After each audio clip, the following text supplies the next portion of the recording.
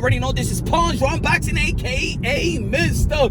Moonshine himself. And ladies and gentlemen, y'all know how excited I am. Mike Tyson, Roy Jones Jr., September 12th, baby. Pay-per-view, oh yes, and I'm paying for it. I am paying for it. And I'm excited. I am happy. But also, I'm frustrated. Also, I'm disgusted. You know why? Because why does it need a 54-year-old man and a 51-year-old man to come out and show these guys, these current fighters, how to make a big fight? How to make a big fight. Thank you, Mike. Thank you, Roy. Because it seems like it takes legends to come out of retirement.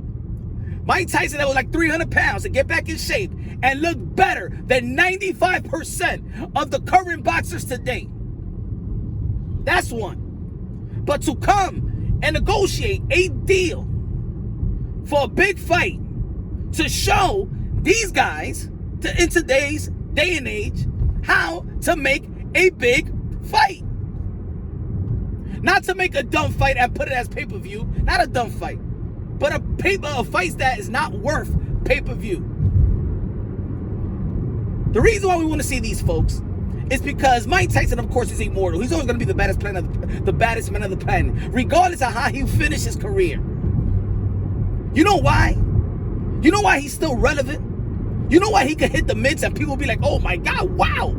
It's because nobody has expanded our imaginations like these two dudes.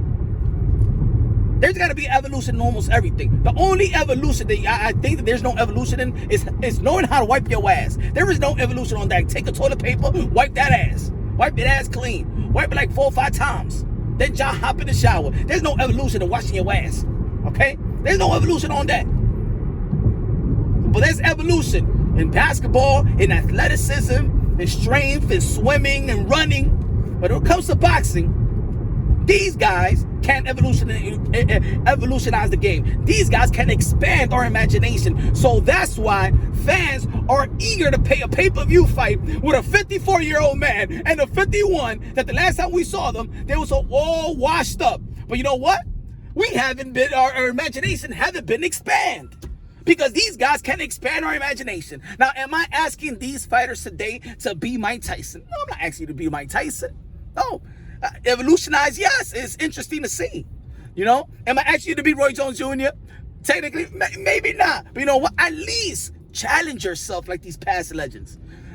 Because I'm going to tell you like this. If y'all do challenge yourselves, trust me, the fan wouldn't be paying a pay-per-view for Mike Tyson and Roy Jones Jr. If Mike Tyson and Roy Jones Jr. can happen pay-per-view, then damn it, I thought it was supposed to be coronavirus that's supposed to be, pushing these pay-per-view fights back. Oh, it's the coronavirus. There's no life game. Blah, blah, blah. If these guys could do it, then these current boxers could do it.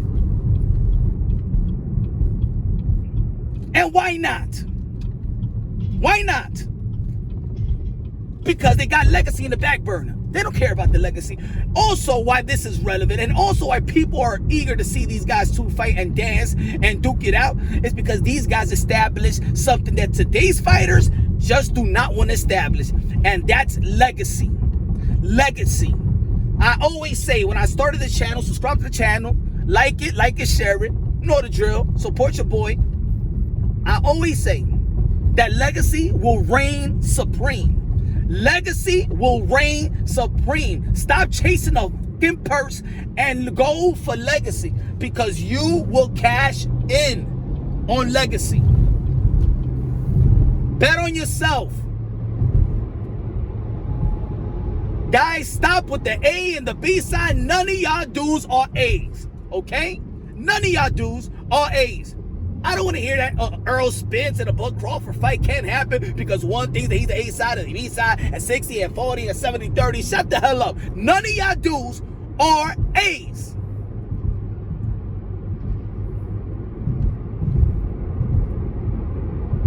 If Earl Spence and Bud Crawford, a fight that we want to see, If a Deontay Wilder and Joshua a fight that we wanted to see would have happened on the day like September 12th, guess what? We'll be paying for that fight.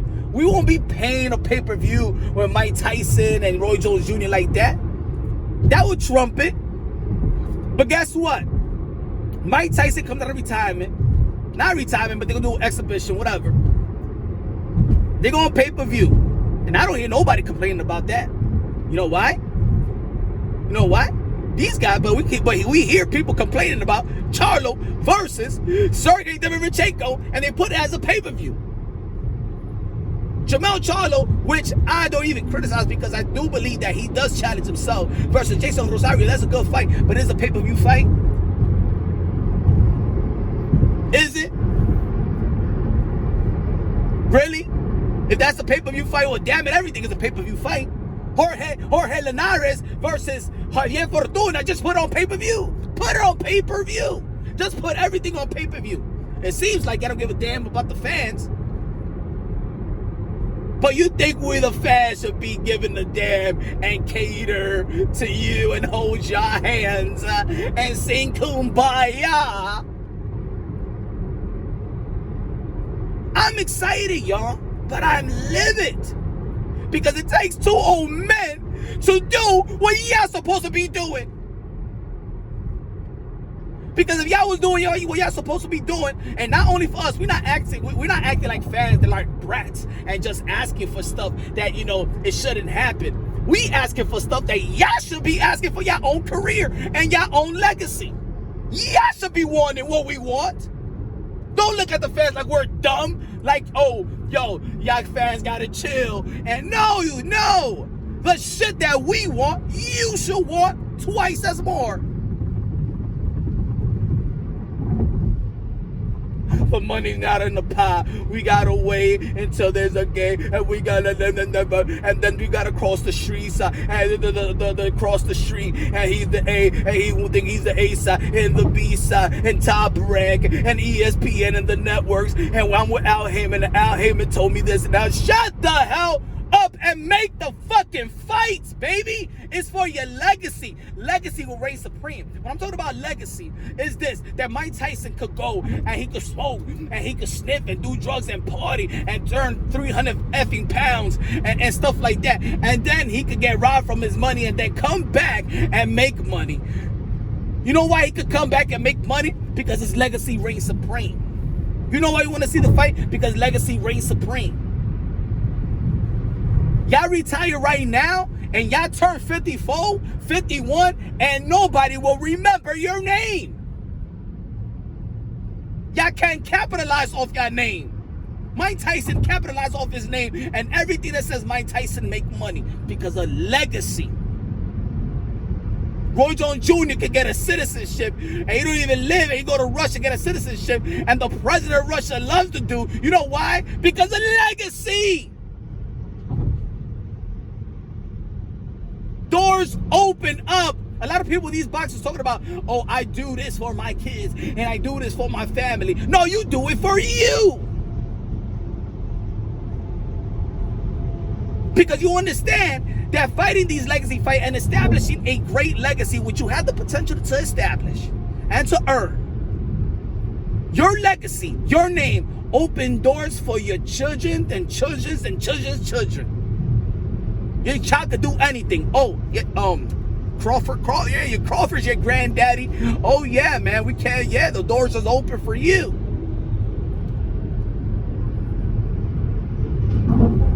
The boxing world, and I'm giving an example. And look, I love Bud Crawford. I'm just giving an example. I'm just giving you an example right here. I love Bud Crawford. Let me say that right now. But you know, I break things down unbiasedly, logically, and objectively. Bud Crawford is regarded a lot. He's regarded as the pound for pound number one in a lot of pugilists. Not only like fans, but pugilists in sport of boxing. And a whole network. By guys like Andre Ward, Floyd Mayweather, and guess what? Who the hell has he fight to even be number one pound for